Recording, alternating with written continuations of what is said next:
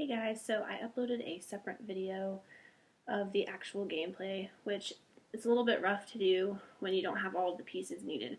So I was just going to explain a little bit here to you guys. So the objective of my game, which before I start, the name of my game is King's Run, or King's Race, and it is a little bit of Game of Thrones inspired, so the locations and the characters' names are all from Game of Thrones. And the objective of the game is to obviously acquire the throne and be the first player to get your pawn into King's Landing, which is located in the center of the board. And in order to do this, you have to land on each location located around the board. So there's 5 locations. Each has a separate challenge, and you have to win the challenge in order to be able to even head towards King's Landing. So what you do first is you pick a player, each player picks a dragon, which are representing a different character because I didn't really know how else to get character pieces. And you're going to roll the dice. Every player rolls the dice to see who's going to go first. Player who gets the highest number will be the player to go first, and from there on it goes clockwise. So basically, I had a little bit of trouble incorporating skill into the game, so I think that's a work in progress. A lot of it is based on luck, so rolling of the dice. And also another part I did not mention is you have to have a certain number of points in order to be eligible to land on a location. So as you go around the board, you're going to need more points in order to land on each location. So it goes 10 for one location, 15 for another, 20 for another, and I think the highest one you need is 30 points.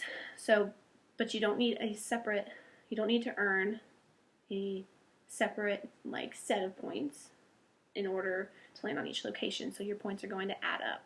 So it's going to be easier to land on each location because you don't want to be sitting there just rolling the dice and constantly having to pick up these points, which are located on the tiles. So you're going to roll the dice, you land on a space with a 1, you get 1 point.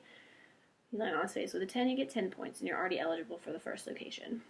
So that is the main gist of how to get to locations. So the skill in the game is a little bit elementary, so it's a little bit easier for younger kids to play. I do want to eventually, one of my issues is incorporating a little bit of a harder portion of skill. So for example, one of the challenges on a location is rock, paper, scissors with the person sitting to your left. So that would be based off of luck and no skill.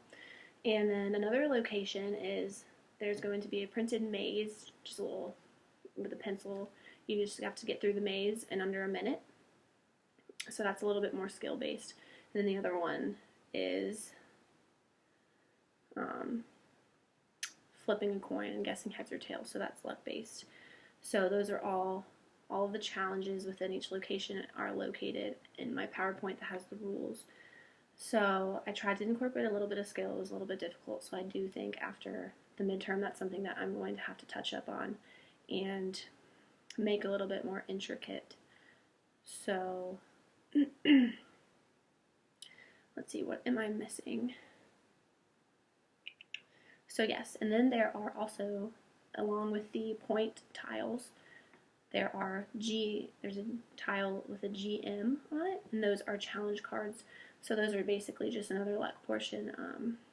If you land on a tile that has a GM, you can pick up your challenge card, and for example, it's going to say, you won a spontaneous battle with that people that were passing by you on a mission to go somewhere, and so you're going to advance blah blah blah spaces, and this might help you because if you're trying to go to a space if you're trying to go to a location that's in front of you, that's going to help, but if you're trying to go behind you, that actually might hurt you. So it's honestly kind of depends on your direction on the board and what locations you still need to go to. So I hope I made it a little bit clear.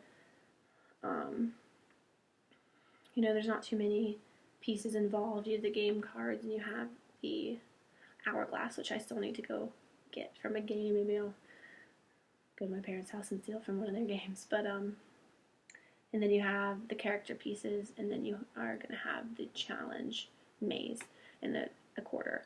So, it's simple. I just wanted to make sure the directions were clear. I think it's one of the most important aspects of the game probably is incorporating skill. I think that, at least for me, because it's easy to incorporate luck, so you actually have to think about how you want to incorporate skill. So that's something, again, that I'm going to end up touching up on.